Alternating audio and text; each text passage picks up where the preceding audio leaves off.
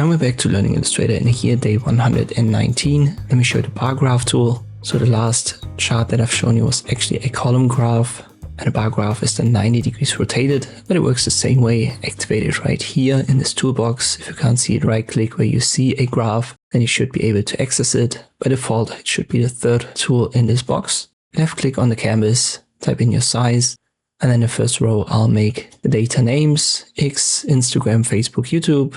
Second row I'll make the values, and if I confirm via enter, you can see how that works.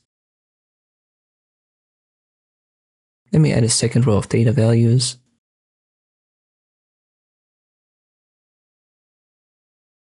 And you can see, for example, X has now 25 and 10. So these are grouped now into of these 4 bars.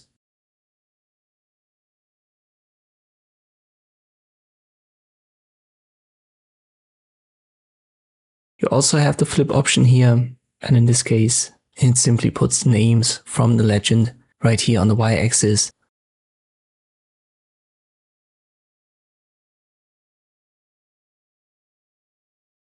And this is how you can create these bar graphs in Illustrator. I hope this video was helpful. Thank you for watching, and I'll see you next time.